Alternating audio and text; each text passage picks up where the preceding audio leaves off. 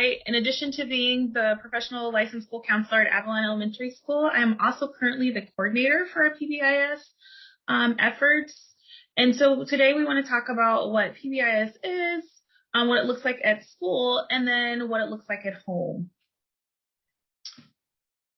So our learning objective is to explore why supporting positive behavior at home is important, understand what positive behavior support is and what it looks like, how to practice to teach positive behaviors at home, and then learn helpful strategies to use at home.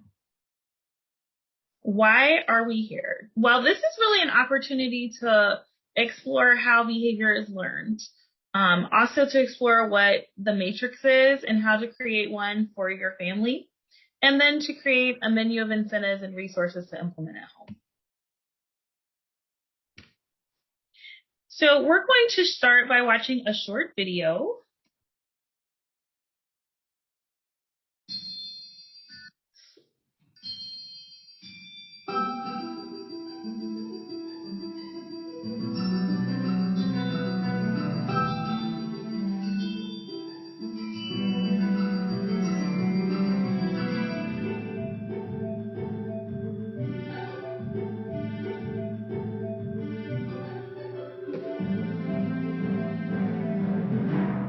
Early investment in our children pays off later, for sure. You want to start at the earliest ages. Those are very important because they lay the foundations for then later learning. The strategy that's best is to try to foster an environment in the home and in the immediate environment of the child that promotes both social, emotional skills as well as cognitive skills. It's like kind of the analogy being like a tree. So if you plant the seed and you water the young seedling, what you'll get is a very firm base, and the tree will grow and actually can resist a lot of strain. So the idea that skill begets skill is in early years. You create the skills that make it easier to acquire skills in the future years. What economists like to use the word is complementarity. It's the idea that somehow more of this makes the other more productive. So in the extreme example would be something like a left shoe and a right shoe. If I have a left shoe, it makes having a right shoe a lot more productive. If we give the base early on, it becomes much easier to invest, to teach, and to motivate later on. On the other hand, if the kid develops really poor attitudes, the kid really is weak in terms of cognition, the children are not really very highly motivated in any way, it becomes extremely difficult at age 17, 18, and 19 to get them interested in the workplace. So if you're interested in improving the workforce of next century, or the rest of this century, what you will do is actually build skills. We also know that the earlier we attack skill deficits, more effective any intervention will be. You want to start at the earliest ages.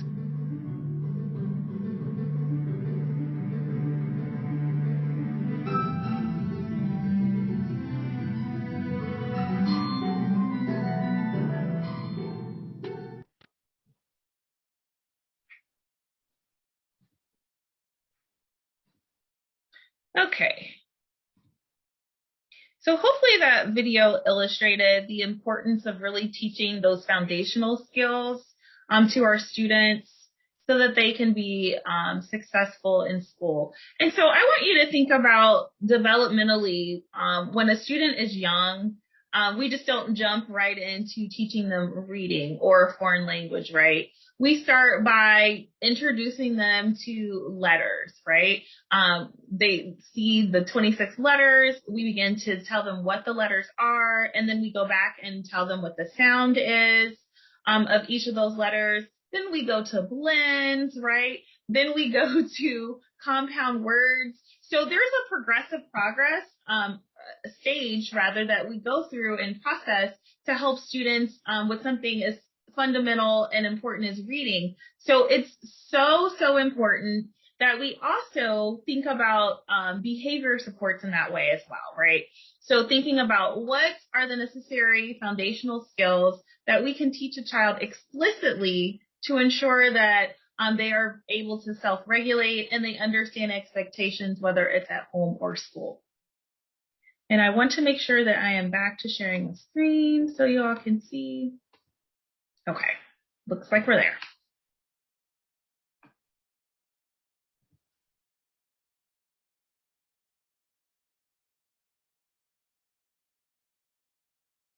So if you really think about the child, you all as parents and guardians have entrusted one of your most precious gifts that you'll ever have to the educational system. And we feel really, really privileged and fortunate to have your child or students here at Avalon.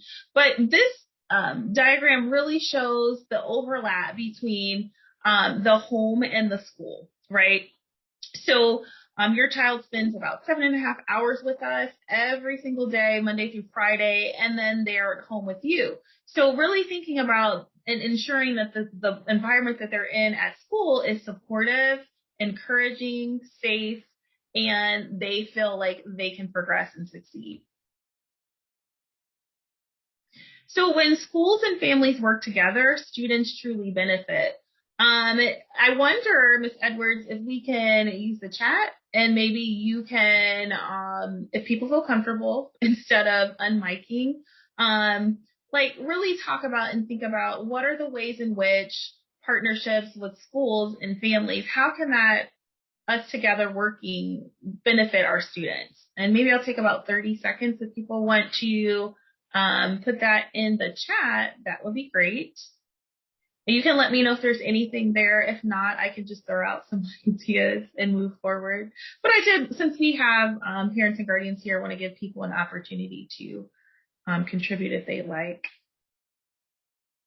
Like, what kind of benefits do we see when schools, teachers, counselors, parent ambassadors, social workers, psychologists, when we work together with families, what kind of benefits do the students gain?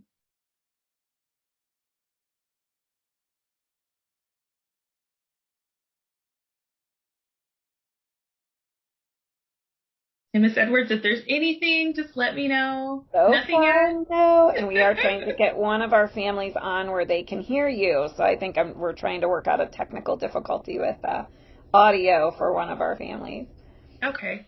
Well, what I can think of when we are working together in a collaborative manner, you really truly get the perspective of all stakeholders, right? And so by stakeholders, I mean like parents, guardians, teachers, counselors, even community members, all working together and really considering what is going to be helpful for the child. So what kind of supports would be in place? What kind of parent supports? Like, what do parents want to see? What do kids value, right? Getting their perspective. And then as a school, we can look at our resources, work with community partners, and then think about how we can get to that goal. So again, PBIS stands for Positive Behavior, Interventions, and Supports. And so at Avalon, it's truly, truly one of our most important things is to create an environment where all students can be successful, right? So from our youngest learners in kindergarten all the way to our third graders. And that really involves promoting a positive, safe, consistent, and predictable environment. So, like us as adults, if we could imagine going to a job and we always have to guess about what was going to happen at that job. What are the expectations? Are we supposed to, create a project? Are we supposed to man the phones? So we know when we have a role in a job, we're hired for specific text and context, right? So there's certain tasks we have to follow out. And so for children, that's just as vitally important too. So they need to know what it's going to look like in the halls, what it's going to look like in the classrooms, what my teachers are expecting, how can I be recognized, how do they progress? And so that's part of PBIS as well. So coming together as a team is so important because as educators, we can't do this by ourselves. And as parents, you're depending on us to help ensure that your students progress and are successful. So our expectations at Avalon is really simple. They're called the 3 B's. So the first one is to be safe. The second one is to be respectful. And the third one is to be responsible. And so I would challenge you to ask your child that's at home with you or children, what are the 3 B's? They might say, wait, how do you know that? But trust me, they know because our educators every single day, whether it's on the bus, in the hallways, in the cafeteria, at PE, in art, in the classroom, we're reminding them of those. And then we're actually seeing those from our students being practiced. So I want you to think just for a moment and ponder. If you feel comfortable, you can put it in the chat. I realize if you're on a cell phone, maybe it's a little bit more difficult.